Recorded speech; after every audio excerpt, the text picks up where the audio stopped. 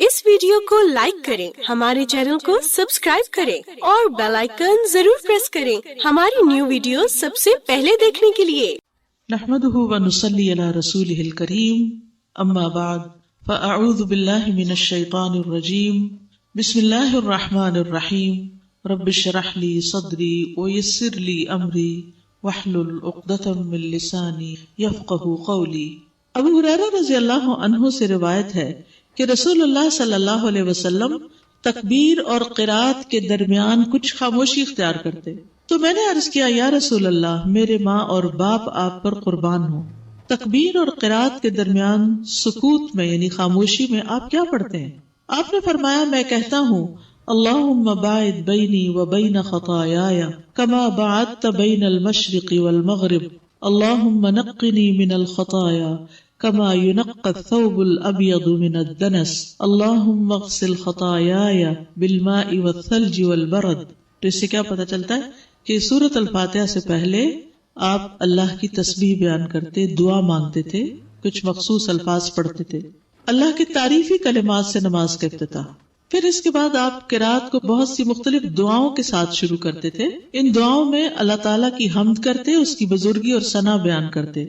और इसी चीज का आपने उस शख्स को हुक्म दिया जिसने नमाज को बिगाड़ के पढ़ा था। आप सल्लल्लाहु अलैहि वसल्लम ने उसे कहा, किसी आदमी की नमाज मुकम्मल नहीं होती यहाँ तक कि वो अल्लाह अकबर कहे, अल्लाह अज़्ज़ा व जल्ला की हम्द बयान करे और उसकी सना बयान करे, फिर कुरान में से जो आता हो उसकी तिलावत करे। यानी अल्लाह अकबर के बाद क्या करे? अल्लाह की हम्द सना बयान करे। आप अल्लाह के पसंदीदा कलाम से इब्तिदा कर सकते हैं। कैसे? हजरत आयशा कहती हैं कि जब नबी सल्लल्लाहु अलैहि वसल्लम नमाज शुरू करते तो ये पढ़ते, सुब्हानक अल्लाहुम्मा व बिहम्दिका व तबारक अस्मुका व तआला जद्दुका व ला इलाहा गैरुक। अच्छा, इसमें क्या है? अल्लाह की तस्बीह है, हम्द है, उसकी बुजुर्गी की बुलंदी का जिक्र है और उसकी वहदानियत का जिक्र है। ठीक है, उसके नाम की बरकत का जिक्र है। तो ये आपके पसंदीदा कलिमात थे। ठीक है, सुब्हानक अल्लाहुम्मा व बिहम्दिका व तबारक अस्मुक। इसमें एक गलती जो लोग करते हैं पढ़ते हुए, वो क्या करते हैं? सुब्हानक अल्लाहुम्मा व बिहम्दिका वत्तबारक अस्मुक, वत्तबारक कह देते हैं, तो वत्तबार नहीं करना। ठीक है, सुब्हानक अल्लाहुम्मा व बिहम्दिका वत्तबारक अस्मुक। ठीक। उमर बिन खत्ताब ये कलिमात बुलंद आवाज से पढ़ते थे। अल्लाह का पसंदीदा कलाम, बेशक अल्लाह को सबसे ज्यादा महबूब कलाम ये है कि बंदा कहे सुब्हानक अल्लाहुम्मा व बिहम्दिका व तबारक अस्मुका व तआला जद्दुका व ला इलाहा गैरुक। इसीलिए बचपन में बहुत सी दुआएं होने के बावजूद यही दुआ हमें सिखा दी गई कि छोटी भी है और अल्लाह ताला को बहुत ज्यादा पसंद भी है। लेकिन मुख्तलिफ दुआएं जो आपने पढ़ी, अगर इंसान उनको भी याद कर लेता है तो इससे नमाज की क्वालिटी बेहतर हो जाती। जब एक ही चीज रूटीन में हम पढ़ते हैं ना, अल्लाह को सुब्हानक अल्लाह, तो फिर उससे क्या होता है? खुशू नहीं आता। ठीक है, तो खुशू लाने के लिए मुख्तलिफ औकात में मुख्तलिफ दुआएं पढ़ना ज्यादा पसंदीदा है। उन कलिमात से इब्तिदा करना जिनके लिए आसमान के दरवाजे खोले गए, उन कलिमात से इब्तिदा करना जिनके लिए आसमान के दरवाजे खोले गए। इब्ने उमर फरमाते हैं कि हम रसूलुल्लाह सल्लल्लाहु अलैहि वसल्लम के साथ नमाज पढ़ रहे थे कि लोगों में से एक आदमी ने कहा, अल्लाहु अकबर कबीरा वल्हम्दुलिल्लाहि कसीरा व सुब्हानल्लाहि बुकरतम व असीला। रसूलुल्लाह सल्लल्लाहु अलैहि वसल्लम ने फरमाया, इस तरह के कलिमात कहने वाला कौन है? यानी नमाज के बाद, ये नहीं बीच में बोलने लगे। लोगों में से एक आदमी ने अर्ज किया, ऐ अल्लाह के रसूल, मैं हूँ। आपने फरमाया कि मुझे ताज्जुब हुआ कि इसके लिए आसमान के दरवाजे खोले गए। इब्ने उमर कहते हैं, मैंने इन कलिमात को कभी नहीं छोड़ा जब से मैंने रसूलुल्लाह सल्लल्लाहु अलैहि वसल्लम को इनके बारे में ये फरमाते हुए सुना।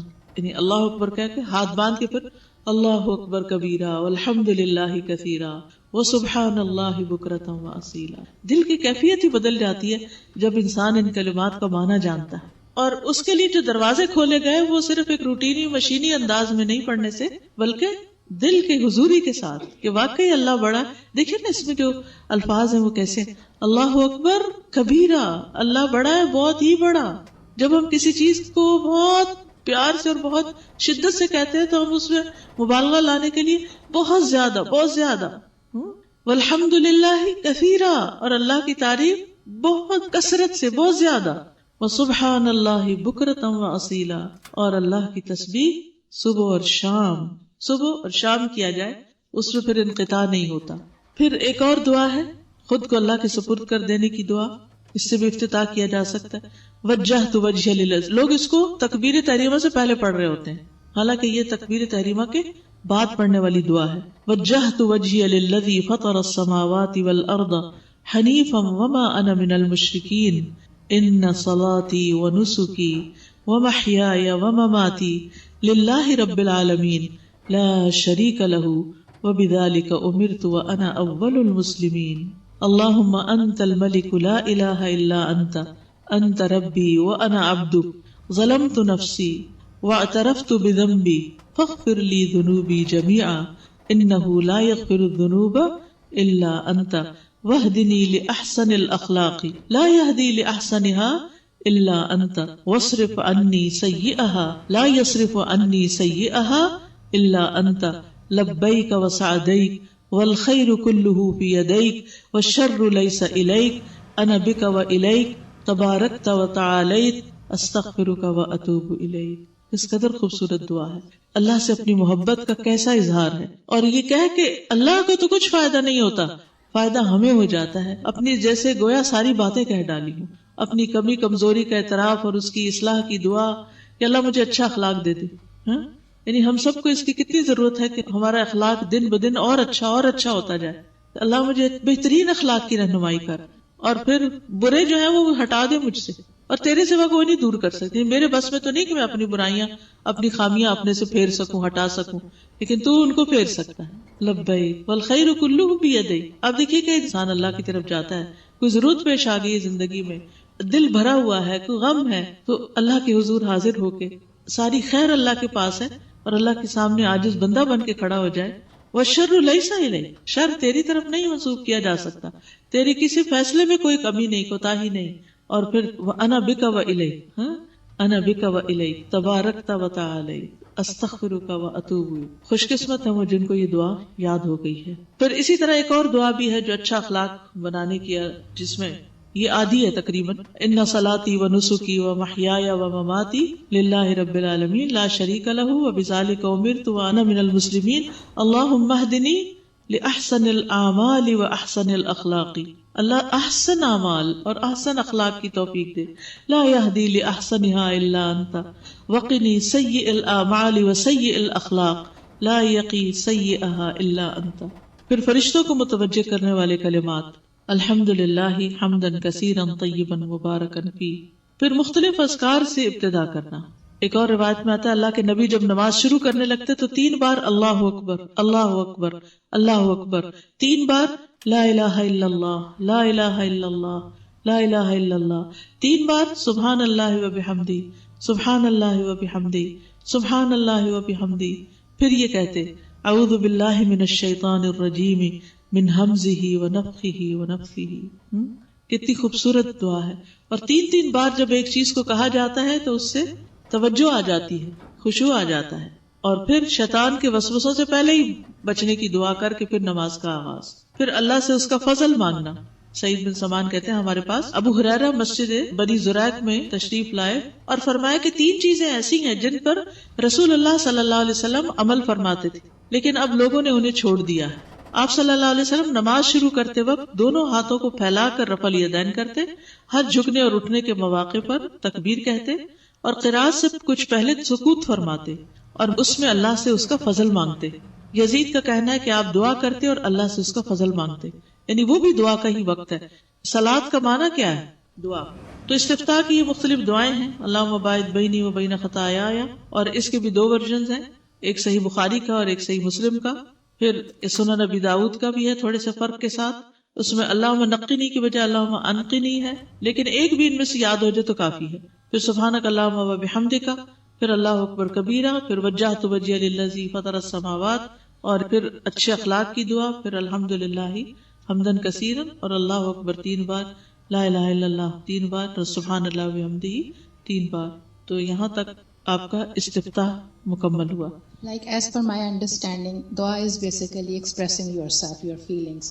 So اس کے لیے ہم فورن لینگویج کیوں لیتے ہیں، ہم اپنی زبان میں کیوں نہیں کر لیتے؟ اس میں نماز ایک ریچول بھی ہے.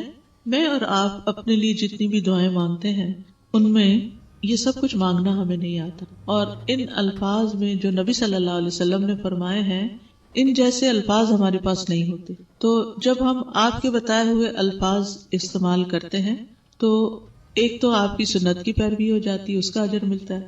دوسرا یہ کہ نبی صلی اللہ علیہ وسلم نے فرمایا اوتی تو جوامع الکلم، مجھے جامع کلمات عطا کیے گئے. جامع کا مطلب ہوتا ہے کم لفظوں میں بڑی بات کہنا. پھر یہ ہے کہ اس سے یونٹی بھی آتی ہے سب مسلمز کے اندر. اگر کوئی اور چیز یعنی مثلا ہر ایک کی اپنی اپنی اگر زبان اور 100% لوگ اپنی ہی زبان بولیں تو کوئی ایسا موقع اکٹھے نہیں آتا کہ جس میں وہ ایک جگہ اکٹھے ہو سکے. تو اجتماعیت کی کیفیت بھی اس سے پیدا ہوتی ہے. پھر یہ ہے کہ جو کلمات اللہ کے رسول صلی اللہ علیہ وسلم نے دیے یا تو وہ قرآن سے ہیں یا وحی کے ذریعے آپ کو سکھائے گئے اور ایسا ہی کرنے کا ہمیں حکم دیا، تو ان کلمات کی اپنی ایک برکت اور ایک روحانیت بھی ہوتی ہے جو باقی لینگویجز میں ان کو ٹرانسلیٹ کر کے اگر کہیں بھی تو وہ فائدہ نہیں ہوتا. ہم انہی کلمات کا اگر ترجمہ کر کے بھی اپنی زبان میں کہیں تو آپ دیکھیے مثلا میں کسی دعا کا ترجمہ پڑھتی ہوں تو کمپیریزن کیجیے گا، ان صلاتی ونسکی ومحیای ومماتی للہ رب العالمین، بے شک میری نماز اور میری قربانی اور میرا جینا اور میرا مرنا سب اللہ رب العالمین کے لیے ہے. دونوں کی ادائیگی میں اور فیلنگ میں بڑا فرق ہے. اللہ سبحانہ وتعالیٰ نے دین کی تعلیم کے لیے عربی زبان کو جو چنا ہے اس کی اپنی کئی خصوصیات ہیں، بہت سے اس کے پیچھے مقاصد ہیں جس وجہ سے ہمیں ایٹ لیسٹ نماز کی حد تک اور قرآن کی تلاوت کی حد تک اسی ٹیکسٹ کے اوپر فوکس کرنے کے لیے کہا گیا. اور پھر کئی سو سال سے یہ چیزیں محفوظ بھی ہیں، جیسے قرآن میں کوئی چینج نہیں آیا، ان دعاؤں میں تبدیلی نہیں ہوئی، یہ مسلسل روایت سے ہم تک پہنچ رہی ہیں. تو اس سے وہ لوگ کس طرح کے الفاظ ادا کرتے تھے اور آج کس طرح ہم کر رہے ہیں چینج نہیں ہوا. اگر کسی اور لینگویج میں ہوتا اور ہر ایک اپنی اپنی لینگویج میں کرتا تو آپ دیکھیے بعضوں کا ٹرانسلیشن پوری کی پوری وہ حق ادا نہیں کرتی. کسی بھی ادب کا، لٹریچر کا اگر ٹرانسلیشن کر دیا جائے، مثلا شیکسپیئر کو اگر اردو میں ترجمہ کر کے پیش کیا جائے تو اس کی ساری جو تاثیر ہے وہ کھو جائے گی. اس ساتھ میں نے پوچھنا تھا کہ جیسے فرض نماز ہے اس میں دعائے تختہ جو پڑھ سکتے ہیں، اور اگر فرض کریں کہ بھی وہ سبحانک اللہ بھی پڑھ لیں اور ساتھ یہ پڑھ کے اور بعد میں قرات کریں تو پاسبل ہے، ایسے کر سکتے ہیں؟ جی یہ ساری نمازوں کے لیے ہے، دو بھی پڑھ سکتے ہیں، ویسے ایک پڑھنی زیادہ بہتر ہے، کوئی ایک پڑھ لیجیے. نماز کے جو اندر آپ کو عربک ہی یوز کرنی ہوگی، اپنے لفظ نہیں. یہ چونکہ ایک سیٹ طریقہ بتا دیا گیا ہے، اس سے ہم آگے پیچھے نہیں ہو سکتے. اس کے بعد آپ کے لیے بہت ٹائم ہے، جتنی دیر مرضی چاہیں، سارا دن ہے، اپنی زبان میں جب مرضی مانگے، کوئی رکاوٹ نہیں. لیکن نماز کا ایک سیٹ پیٹرن ہے جو سب کے درمیان ایک جیسے ہی، چاہے تشہد ہو، چاہے سجدہ ہو، چاہے کوئی بھی مقام ہو. کیونکہ کوئی ایک بھی دلیل ہمیں ایسی نہیں ملتی کہ جس سے ہم یہ رخصت پاتے ہیں. کچھ چیزیں ہیں جن کی ہمیں رخصت دی گئی ہے لیکن اس کی کوئی رخصت ملی نہیں، ایسا ہی کیا گیا اور ایسا ہی بتایا گیا. آگے آپ حیران ہوں گے، دیکھیں گے کہ جن لوگوں کو قرآن نہیں آتا، کوئی صورت بھی نہیں آتی مثلا، وہ کیا کرے، تو وہ بھی انشاءاللہ آئے گا. ابھی دعائے استفتاح کے بعد نبی صلی اللہ علیہ وسلم تعوذ پڑھا کرتے تھے. کچھ لوگ اس کو تعوذ بولتے ہیں، یہ تعوذ نہیں ہے، تعوذ ہے، یعنی پناہ طلب کرنا. اللہ سبحانہ وتعالیٰ کا حکم ہے فَإِذَا قَرَأْتَ الْقُرْآنَ فَاسْتَعِذْ بِاللَّهِ مِنَ الشَّيْطَانِ الرَّجِيمِ. پھر جب آپ قرآن پڑھنے لگیں تو شیطان مردود سے اللہ کی پناہ مانگ لیا کریں، کیونکہ نماز میں بھی شیطان پیچھا نہیں چھوڑتا، اس میں بھی بہکاتا ہے تاکہ ہماری عبادت کو ہی خراب کر دے، اس میں ہی خلل ڈال دے. نبی صلی اللہ علیہ وسلم کا تعوذ پڑھنا، پھر آپ صلی اللہ علیہ وسلم اللہ تعالیٰ سے استعاذہ طلب کرتے، یعنی اللہ تعالیٰ کی پناہ لیتے. ابو سعید خدری سے روایت ہے کہ نبی صلی اللہ علیہ وسلم قرات سے پہلے یہ کہا کرتے تھے، یعنی سورۃ الفاتحہ سے پہلے یہ پڑھتے تھے اعوذ باللہ من الشیطان الرجیم. لیکن اس کے علاوہ بھی کچھ کلمات تھے جو آپ نماز میں پڑھتے تھے. ابن عمر یوں کہا کرتے تھے اللہم انی اعوذ بک من الشیطان الرجیم، وہ اللہم انی کا اضافہ کر لیتے، اعوذ باللہ من الشیطان الرجیم من ہمزہ ونفخہ ونفثہ. یہ پیچھے دعائے استفتاح میں بھی آپ نے دیکھا جس میں 3 بار وہ پڑھ کے سبحان اللہ لا الہ الا اللہ، اور پھر اس کے بعد یہ تعوذ. تعوذ میں کبھی کبھی السمیع العلیم کا اضافہ کرنا، اور کبھی کبھی آپ صلی اللہ علیہ وسلم اس میں اضافہ فرماتے تو کہتے اعوذ باللہ السمیع العلیم من الشیطان الرجیم من ہمزہ ونفخہ ونفثہ. تو اس سے کیا ہوتا ہے کہ شیطان نماز میں پیچھا چھوڑ دیتا ہے، بھاگ جاتا ہے. خصوصاً جن لوگوں کو بہت وسوسے آتے ہوں، اکثر لوگ شکایت کرتے ہیں کہ نماز میں بہت وسوسے آتے ہیں، بہت خیالات آتے ہیں، بھول ہی جاتے ہیں کہ کیا پڑھا کیا نہیں پڑھا. تو ان کے لیے یہ بہت مفید ہے. اور اس کی دلیل کیا؟ سنن نبی داؤد کی روایت ہے، ابو سعید خدری رضی اللہ عنہ سے مروی ہے، کہتے ہیں کہ رسول اللہ صلی اللہ علیہ وسلم جب رات کو قیام فرماتے تو اللہ اکبر کہتے، پھر سبحانک اللہم و بحمدک و تبارک اسمک و تعالی جدک و لا الہ غیرک کہتے، پھر لا الہ الا اللہ 3 بار، پھر اللہ اکبر کبیرہ 3 بار کہتے، پھر کہتے اعوذ باللہ السمیع العلیم من الشیطان الرجیم من ہمزہ ونفخہ ونفثہ، میں اللہ سننے والے جاننے والے کی پناہ لیتا ہوں، یعنی اس بات سے بچنے کے لیے کہ شیطان مردود مجھ پر کوئی جنون کا اثر ڈالے، شیطان مجھے خپتی بنائے یا مجھے تکبر پر آمادہ کرے یا غلط شعر و شاعری کی طرف لے آئے۔ اور اس کے بعد آپ قرات فرماتے یعنی سورۃ الفاتحہ پڑھتے۔ نفخ کس کو کہتے ہیں؟ پھولنے کو کہتے ہیں، تو تکبر پر آمادہ کرنا اس کا نفخ ہے، تم تو اتنی اچھی نماز پڑھتے ہو، دوسرے لوگ تو بالکل توجہ نہیں کر رہے نماز میں، تمہاری نماز تو بہت لمبی ہے، تو یہ نماز ہی کا تکبر ہو گیا، نماز ہی میں ایسے خیالات ڈال دیے، اسی کو خراب کر دیا۔ یا پھر یہ ہے کہ انسان پڑھ تو نماز رہا ہوتا ہے لیکن دل میں کوئی شعر و شاعری سوچ رہا ہے یا کوئی اور چیز ایسی گھوم رہی ہے، یا پھر یہ کہ انسان بالکل اس کے اثر کے نیچے اسے یہی ہوش نہیں رہتا اس نے پڑھا کیا۔ جنون بیسیکلی کیا چیز ہے؟ عقل کا مارا جانا۔ تو بعض اوقات ہم نماز اس طرح پڑھتے ہیں کہ کچھ پتہ نہیں ہوتا کہ پڑھا کیا، کون سی سورت پڑھی تھی، یعنی آخری رکعت میں اگر آپ سوچے کہ پہلی رکعت میں نے سورت کون سی پڑھی تھی تو شاید یاد نہ ہو، کیونکہ سوچا ہی نہیں پڑھتے وہ کیا پڑھ رہے ہیں، بس پڑھ کے ایک مشین کی طرح بٹن آن کیا آف کیا اور رکوع میں چلے گئے۔ پھر تسمیہ کہنا، تسمیہ بسم اللہ کو کہتے ہیں، تعوذ کے بعد بسم اللہ پڑھنا، اور آپ اسے اونچی آواز میں نہیں پڑھتے تھے، اعوذ باللہ اور بسم اللہ اونچی آواز میں نہیں پڑھتے تھے۔ قیام کی مقدار، جیسا کہ ہم جانتے ہیں کہ نماز میں قیام کرنا فرض ہے، قوموا للہ قانتین۔ یاد رکھیے کہ لمبے قیام والی نماز افضل ہے، جس نماز میں جتنا لمبا قیام ہوگا اس کا اتنا ہی ثواب زیادہ ہوگا، بس یہ اصول کلیہ قاعدہ یاد رکھیے اور اس اعتبار سے اپنا قیام لمبا یا چھوٹا کر لیجیے۔ رسول اللہ صلی اللہ علیہ وسلم نے فرمایا کہ سب سے لمبی قرات والی نماز سب سے افضل ہے، افضل الصلاۃ طول القنوت، اور یہ صحیح مسلم کی روایت ہے۔ نبی صلی اللہ علیہ وسلم کے قیام کی صفت کیا تھی؟ براء ابن عازب رضی اللہ عنہ روایت کرتے ہیں کہ نبی صلی اللہ علیہ وسلم کا رکوع اور آپ کا سجدہ، رکوع اور سجدہ، اور سجدوں کے درمیان جلسہ یعنی 2 سجدوں کے بیچ میں، اور جبکہ آپ رکوع سے اپنا سر اٹھاتے اور پھر دوبارہ سجدے میں جاتے، یہ تقریباً برابر ہوتے تھے، یعنی سجدہ پھر اٹھ کے بیٹھنا پھر دوبارہ سجدہ، اور اسی طرح رکوع کے بعد کھڑے ہو کر پھر نیچے جانا۔ البتہ قیام اور تشہد طویل ہوتے تھے، یعنی قیام لمبا ہوتا تھا اور تشہد جس میں درود شریف ہوتا ہے اور دعائیں ہوتی ہیں، یہ 2 حصے نماز کے لمبے ہوتے تھے، ایک کھڑے ہونے والا اور ایک بیٹھنے والا، اور بیچ میں رکوع اور سجدے یہ ایک دوسرے سے ملتے جلتے ہوتے تھے، اور جلسہ اور رکوع سے جو یعنی کھڑے ہوتے ہیں یہ 2 حالتیں ملتی جلتی تھی۔ سمجھ آ گئی؟ یعنی اس طرح نماز کے درمیان ایک بیلنس قائم ہو جاتا ہے، 2 حصے زیادہ لمبے، 2 حصے اس سے نسبتاً کم، اور 2 اس سے اور کم۔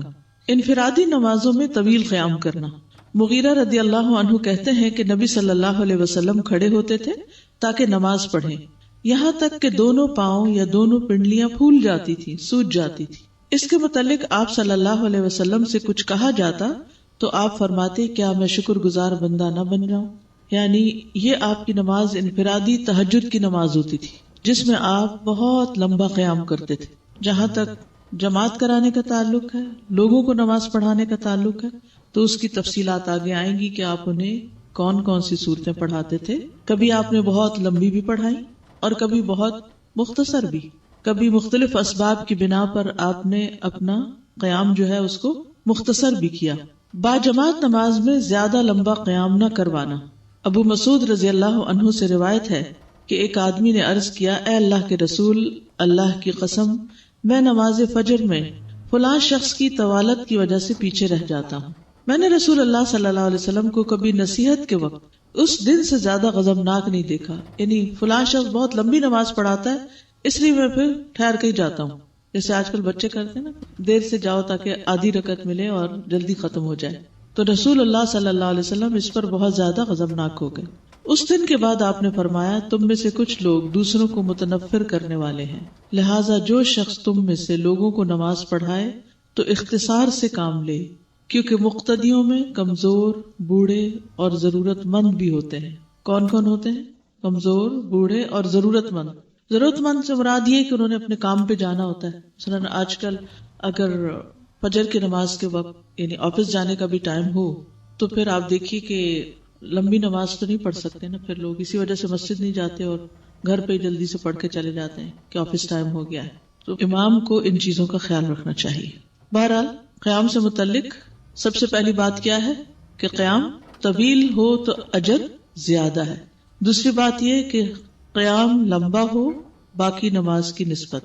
ٹھیک ہے، انفرادی قیام لمبا ہو اور باجماعت نماز میں زیادہ لمبا قیام نہ ہو.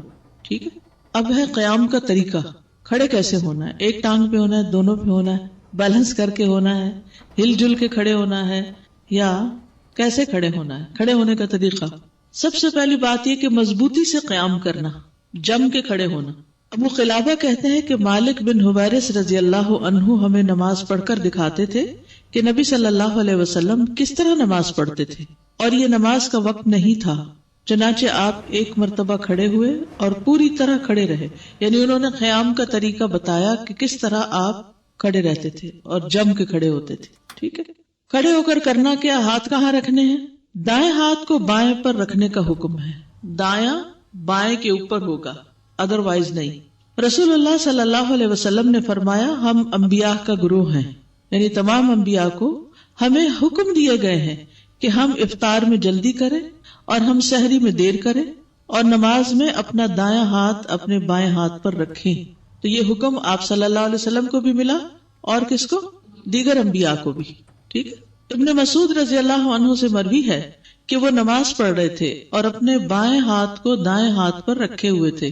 نبی صلی اللہ علیہ وسلم نے انہیں دیکھا تو ان کے دائیں ہاتھ کو بائیں کے اوپر کر دیا، نماز کے اندر ہی ٹھیک کر دیا. ٹھیک ہے. پھر صرف ہاتھ پہ ہاتھ رکھنا نہیں، یعنی بعض لوگوں کو آپ نے دیکھا ہوگا کہ وہ کیا کرتے ہیں، صرف ہاتھ پہ ہاتھ رکھ لیتے، ایسے نہیں. یعنی ہاتھ پر ہاتھ ایسے نہیں. کیسے؟ دائیں ہاتھ سے بائیں ہاتھ کو پکڑنا. ٹھیک ہے. وہ کیسے؟ وہ بھی طریقے آگے بتاتے ہیں. عبد الجبار بن وائل بن حجر سے مروی ہے، کہتے ہیں کہ میں 9 عمر لڑکا تھا، اپنے والد کی نماز کو نہ سمجھتا تھا، یعنی چھوٹا بچہ تھا. تو مجھے وائل بن علقمہ نے میرے والد وائل بن حجر سے بیان کیا، یعنی انہوں نے مجھے بتایا کہ میں نے رسول اللہ صلی اللہ علیہ وسلم کے ساتھ نماز پڑھی تو آپ صلی اللہ علیہ وسلم جب تکبیر کہتے تو اپنے دونوں ہاتھ اٹھاتے.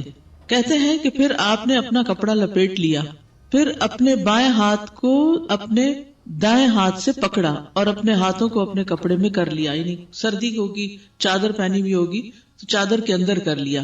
تو اس سے یہ بات بھی پتہ چلتی ہے کہ اگر ہم لمبی چادر اوڑھے ہوئے ہیں تو ضروری نہیں کہ اس کے اندر سے سوراخ کر کے بازو باہر نکالے، کیونکہ اس میں پھر یہ خطرہ ہوتا ہے کہ کچھ بازو پھر ننگے ہونا شروع ہو جاتے ہیں تو سطر پورا نہیں ہوتا. تو اس لیے اگر چادر کے اندر ہاتھ کر کے باندھے جائیں تو زیادہ بہتر ہے. یعنی اس کی رخصت ہے، اجازت ہے. کیونکہ ایک بار میں نے کسی کو کہتے ہوئے دیکھا جب میں اندر کر کے پڑھ رہی تھی کہ آپ کو ہاتھ باہر نکالنے چاہیے. وہی کوئی لازم تو نہیں ہے. اب یہاں یہ دلیل بھی آپ کے سامنے کہ ہاتھ چادر کے اندر کیے جا سکتے ہیں. ٹھیک ہے. ہاتھ پکڑنے کے طریقے، یعنی دائیں ہاتھ بائیں کے اوپر کس طرح رکھیں گے، ہاتھ پکڑیں گے کیسے، مسئلہ سمجھ آ رہا ہے کہ کس پہ بات ہونے لگی؟ کیونکہ آپ لوگ لکھنے میں مشغول زیادہ ہیں اور اس وقت تھوڑا تھوڑا ڈیمو بھی کر رہی ہوں میں، تو بات سمجھنی آسان ہوگی. آپ صلی اللہ علیہ وسلم کبھی دائیں ہاتھ کے ساتھ بائیں کو پکڑ لیتے. ٹھیک ہے. علقمہ بن وائل اپنے والد سے روایت کرتے ہیں کہ نبی صلی اللہ علیہ وسلم جب نماز میں کھڑے ہوتے تو بائیں ہاتھ کو دائیں ہاتھ سے پکڑ لیتے. نمبر 2، دائیں ہاتھ سے بائیں بازو کی کلائی کو پکڑنا. کبھی ہاتھ کو پکڑنا اور کبھی کلائی کو پکڑنا. کلائی کیا ہوتی ہے؟ یہاں سے لے کر یہاں کے بیچ کا حصہ جو ہوتا ہے یہ کلائی کہلاتی. ٹھیک ہے. یہ ہاتھ ہے اور یہ کلائی ہے. ٹھیک ہے. اوکے. عاصم بن کلیب نے اس میں تفصیل بتاتے ہوئے اپنا دایاں ہاتھ اپنے بائیں ہاتھ کی پشت پہ رکھا یوں کہ وہ کف اور کلائی پر بھی آ گیا. یعنی یوں رکھا کہ کچھ حصہ ہاتھ کا اس جگہ اور کچھ حصہ آگے. ٹھیک ہے. پوری انگلیاں کھولنی، انگلی بند نہیں کر کے رکھنا. یعنی اس طرح کلائی سے لے کر کوہنی تک کو ساعد کہتے ہیں، عربی میں ساعد کہتے ہیں. اس حدیث کی روح سے ہاتھ پکڑنے کا طریقہ اس طرح ہوگا کہ دائیں ہاتھ کے جوڑ کو بائیں ہاتھ کے جوڑ پر رکھنا اس طرح کہ دایاں ہاتھ بیک وقت بائیں ہاتھ کی کلائی اور بازو کو پکڑے ہوئے ہوگا. یعنی اس جوڑ کے اوپر ہاتھ رکھ کے تھوڑا ہاتھ کا حصہ پیچھے ہوگا اور بازو کو پکڑا ہوا. ٹھیک ہے. قبیصہ بن حلب اپنے والد سے روایت کرتے ہیں، انہوں نے کہا کہ میں نے نبی صلی اللہ علیہ وسلم کو سلام پھیرنے کے بعد لوگوں کی طرف رخ کرتے ہوئے دائیں جانب سے بھی مڑتے دیکھا اور بائیں جانب سے بھی. یعنی نبی صلی اللہ علیہ وسلم جب آگے امامت کراتے تھے تو پھر اس کے بعد سلام پھیر کے آپ کیا کرتے تھے؟ اپنا رخ لوگوں کی طرف کر لیتے، کبھی رائٹ سائڈ سے اور کبھی لیفٹ سائڈ سے، دونوں طرف سے مڑے آپ. اور قیام کی حالت میں نے آپ صلی اللہ علیہ وسلم کو اپنا دایاں ہاتھ بائیں ہاتھ پر سینے کے اوپر رکھے ہوئے دیکھا. یحییٰ نے بیان کرتے ہوئے دایاں ہاتھ بائیں ہاتھ کے جوڑ پر رکھے، یہ جوڑ ہے. ٹھیک ہے. دائیں ہاتھ سے بائیں بازو کو پکڑنا.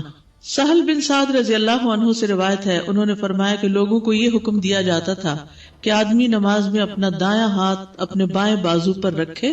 ابو حازم نے کہا مجھے یہی معلوم ہے کہ سہل اس حکم کو نبی صلی اللہ علیہ وسلم کی طرف منسوب کرتے تھے. اس حدیث کی روح سے دائیں ہاتھ سے بائیں بازو کی کوہنی تک کا حصہ پکڑا جا سکتا ہے. دائیں ہاتھ سے بائیں بازو کی کوہنی، اس میں وسعت ہے. یہ ساری چیزیں جو ہیں یہ وسعت والی ہیں.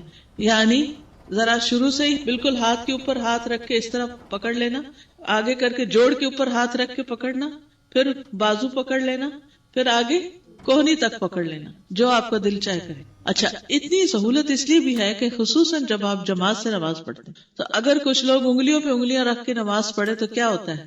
جگہ زیادہ گھیرتے اور صف ہی نہیں بنتی، کندھے سے کندھا ہی نہیں لگتا، پاؤں سے پاؤں نہیں لگتا اور دوسرے لوگ تکلیف میں ہوتے ہیں. ذرا آگے کر کے آپ رکھیں گے، اور اگر آپ نے دیکھا کہ آپ والا ذرا بہت بھاری جسم والا ہے کہ میں اور سکڑ جاؤں تو آپ اور سکڑ جائیں اور سب درست ہو جائے گی. ٹھیک ہے. اکیلے ہو تو ٹھیک ہے، ریلیکس ہو کے آپ رکھیں، اور اگر جماعت میں ہے تو حسب ضرورت آگے یا پیچھے بڑھا لیں. اصل مقصود کیا ہے؟ دایاں بائیں پر ہو، رائٹ. لیکن بالکل ایسے نہیں. کچھ لوگ ایسے ہاتھ اکڑا کے ہاتھ کے اوپر ہاتھ رکھے ہوئے، ایسے نہیں. یعنی بالکل نیچرل انداز میں آپ نے ہاتھوں کو نہ اکڑا کے رکھنا اور نہ ہی پکڑ کے ایسے جیسے کسی کو ڈر میں پکڑا ہوتا ہے، ایسے بھی نہیں پکڑنا. بس آرام سے اس کے اوپر رکھ لینا ہے کہ توجہ آپ کی نماز کی طرف رہے. کوئی فرق نہیں بتایا گیا اس میں، عورت مرد کو کوئی فرق نہیں. جتنے بھی احادیث آپ چھان مارے کہیں نہیں لکھا عورت یہاں ہاتھ رکھے اور مرد یہاں رکھے، سب کا ایک ہی جگہ بتایا گیا. آپ صلی اللہ علیہ وسلم اپنے دونوں ہاتھ صرف سینے پر رکھتے تھے. مرد اور عورت دونوں ہی اس میں برابر ہیں. طاؤس بن کیسان یمانی تابعی بیان کرتے ہیں. ایک ہوتے ہیں نا صحابی جنہوں نے نبی صلی اللہ علیہ وسلم کو دیکھا، اور ایک ہوتے ہیں تابعی جنہوں نے صحابی کو دیکھا کہ رسول اللہ صلی اللہ علیہ وسلم نماز کے دوران میں اپنا دایاں ہاتھ بائیں کے اوپر رکھتے اور انہیں اپنے سینے پر باندھا کرتے تھے. نگاہیں سجدے کی جگہ پر رکھنا یہ افضل ہے. نگاہیں کہاں ہوں؟ یعنی آپ جب کھڑے ہو گئے ہیں تو کھڑے ہو کر چھت کو نہیں دیکھنا، دائیں طرف کی چیز کو نہیں دیکھنا، بائیں نہیں دیکھنا، بلکہ سامنے سجدے کی جگہ کو دیکھنا ہے. آپ صلی اللہ علیہ وسلم جب نماز پڑھتے تھے تو اپنے سر کو جھکا لیتے. یعنی سر ایسے اکڑا ہوا نہیں ہونا چاہیے، پیچھے کو نہیں ہونا چاہیے، بلکہ کیا ہونا چاہیے؟ نسبتاً جھکا ہوا ہونا چاہیے. اور اپنی نگاہ کو زمین پر رکھتے. نگاہیں روک لینا. عائشہ رضی اللہ عنہا نے کہا کہ رسول اللہ صلی اللہ علیہ وسلم کعبہ میں داخل ہوئے تو ان کی نگاہ سجدے کی جگہ سے ادھر ادھر نہیں ہوئی، نگاہیں وہیں رکی یہاں تک کہ بیت اللہ سے نکل گئے، سجدے کی جگہ پر ہی دیکھتے رہے. سبحان اللہ. اور آج اگر ہمیں کوئی کعبہ کے اندر لے جائے تو ہم کیا کریں گے؟ چھت دیکھیں گے، پلر دیکھیں گے، تصویریں لیتے رہیں گے، مٹیریل کو ہاتھ لگاتے رہیں گے، کون سا سنگ مرمر وغیرہ، کیا اس کا ہاتھ لگانے سے رنگ تبدیل ہوتا ہے یا نہیں ہوتا. آپ صلی اللہ علیہ وسلم کو جب معراج پر لے جایا گیا تو قرآن اس کی گواہی کیا دیتا ہے؟ ما زاغ البصر وما طغى. نگاہ بھٹکی ہی نہیں، حد سے آگے بڑھی ہی نہیں. طغا ہوتا ہے نا حد سے آگے بڑھنا، طغیانی کے لیے. نگاہ آگے نہیں بڑھی، بس وہیں رہی جہاں ہونی چاہیے. ادب، احترام. تو نماز اللہ کی بندگی کا نام ہے، اللہ کی عبادت کا نام ہے. اللہ کے آگے قوموا للہ قانتین، ادب کے ساتھ کھڑے ہونا ہے. اور جب کسی مسجد میں جائیں یا کسی بھی جگہ تو ٹھیک ہے، مسجد نبوی میں، مسجد حرام میں جاتے ہیں، بہت ڈیکوریشن کر دی گئی ہے، ان چیزوں کی طرف انسان کا دھیان چلا جاتا ہے. لیکن نماز میں آپ کا دھیان نیچے ہی رہے، یعنی ادب رہے، نگاہوں میں بھی ادب ہو. دل حضوری تو ہو ہی، دل میں تو توجہ ہو ہی، لیکن نگاہوں میں بھی ادب. اور آپ نے دیکھا ہوگا کہ جس مجلس جس جگہ کا آپ کے دل میں ایک اورا سا ہوتا ہے، ایک احترام اور ایک روب ہوتا ہے، تو وہاں پر آپ کی نگاہیں خود بخود جھک جاتی ہیں، جھکی رہتی ہیں، کیونکہ آپ کے دل کی کیفیت بدل جاتی ہے۔ اصل میں نگاہوں کا جھکنا دلیل ہے اس بات کی کہ انسان کا دل اب کسی اور طرف متوجہ ہو گیا۔ جب آپ گہری سوچ میں ہوتے ہیں، کسی ایک چیز پہ فوکس کیے ہوئے ہوتے ہیں، تو آپ کی نگاہیں کیا گھوم رہی ہوتی؟ گھومتی نگاہوں کے ساتھ کیا آپ ایک نقطے پہ فوکس کر سکتے ہیں؟ نہیں۔ جب آپ کا دل ایک طرف متوجہ ہو جاتا ہے تو نگاہیں خود بخود ایک ہی جگہ ٹک جاتی ہیں۔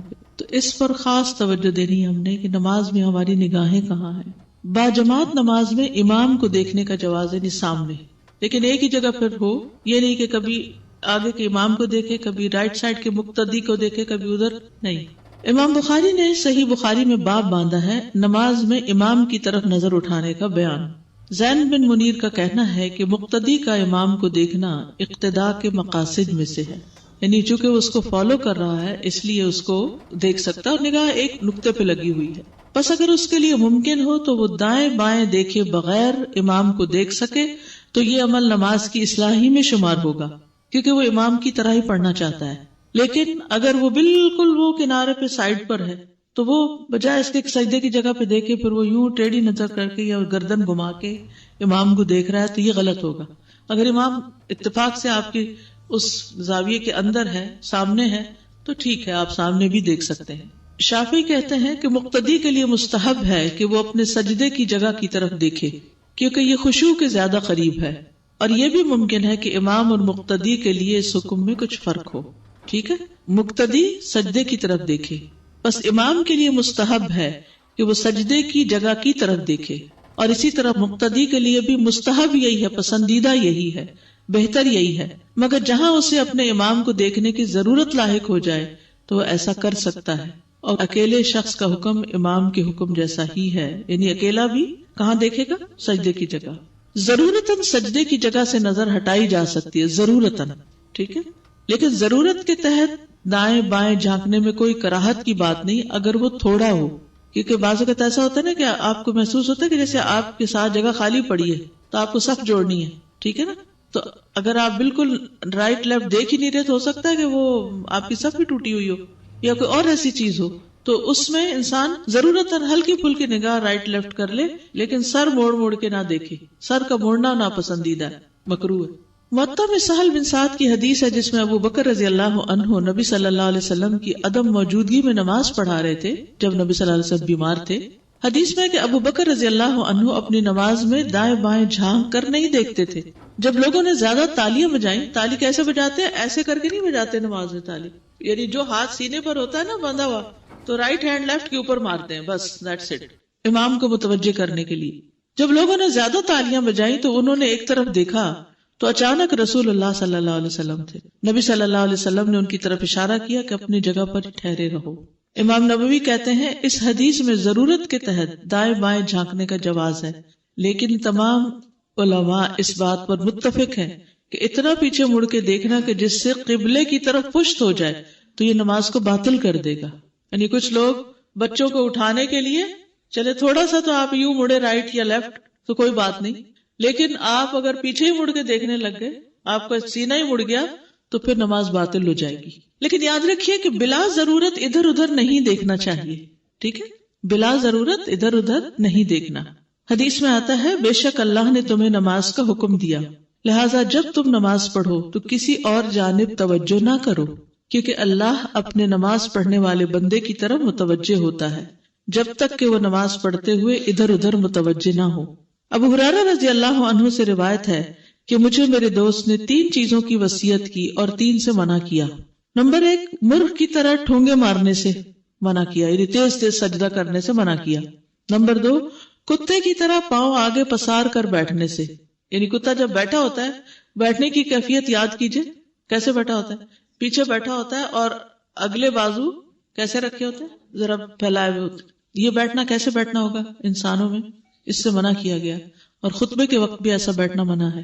کل ہی میرے ساتھ ایک خاتون تھی تو وہ اسی طرح بیٹھی ہوئی تھی، تو مجھے خیال نہیں رہا انہیں بتانا، کیونکہ بعض اوقات پتہ نہیں ہوتا، بعض اوقات عادتاً ہم بھول جاتے ہیں اور ویسے بیٹھ جاتے ہیں۔ کیسے بیٹھیں گے؟ جس میں ٹانگیں اٹھا کے بیٹھتے ہیں، یعنی گھٹنے اٹھا کے وہاں بیٹھ کے دیکھیں جی، یہ ریلیکسنگ پوزیشن ہو جاتی ہے نا کہ دونوں بازو میں سے گھٹنے پکڑے اور تھوڑی سی ٹیک پیچھے کو ہوگی، آرام سے بیٹھ گئے.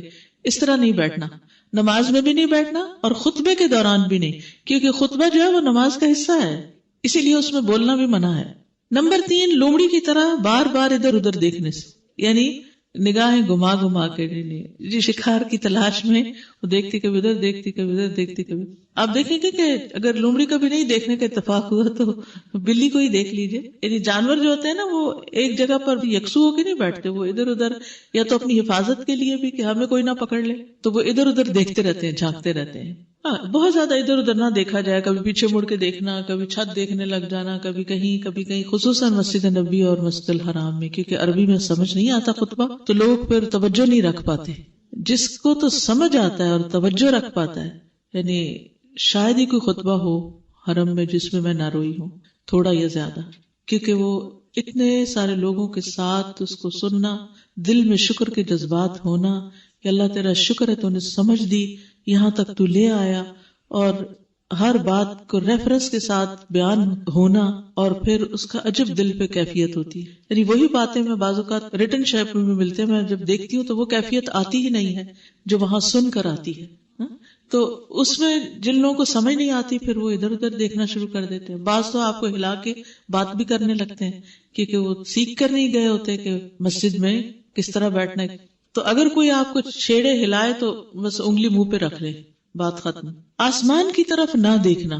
بعض لوگ جیسے باہر نماز پڑھے تو اوپر آسمان کو دیکھنے لگتے ہیں کہ اللہ یاد آ رہا ہے. نہیں، ابھی ادب کے ساتھ کھڑے ہونے کی ضرورت ہے. انس بن مالک رضی اللہ عنہ بیان کرتے ہیں، کہتے ہیں کہ نبی صلی اللہ علیہ وسلم نے فرمایا، لوگوں کو کیا ہوا، وہ اپنی نماز میں نگاہیں آسمان کی طرف اٹھاتے ہیں.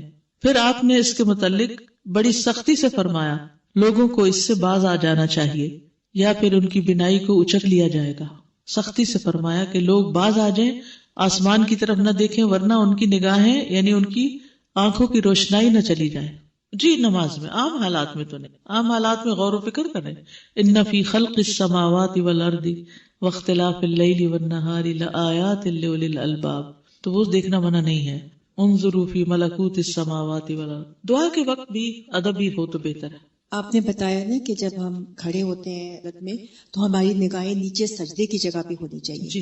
مگر جب نفل نماز میں ہمارے سامنے قرآن ہوتا ہے تو I am still not clear کہ اگر ہم سامنے کیسے دیکھیں اور قرآن کو ساتھ کیسے پڑھیں. دیکھیے اس میں بھی ایک جگہ نگاہ ٹکی ہوئی ہوگی نا، ضرورتاً دیکھ رہے ہیں، جیسے ضرورتاً امام کو دیکھا جا سکتا ہے. جی ٹھیک ہے نا، تو ضرورتاً مصحف پہ دیکھ رہے ہیں اور وہ ایک ہی جگہ نظر ہے، آپ کبھی ادھر نہیں دیکھ رہے.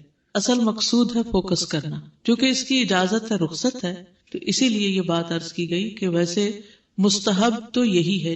ایک ہے نمبر 1 کیفیت، اور وہ ہے سجدے کی جگہ دیکھنا. جی. نمبر 2 ضرورتاً امام یا کسی اور چیز کی طرف، مثلا بچہ ہے یا کوئی چیز ایسی ہو رہی ہے قریب، کیونکہ ماؤں کی کیفیات فرق ہوتی ہیں مسجد میں پڑھنے والوں سے.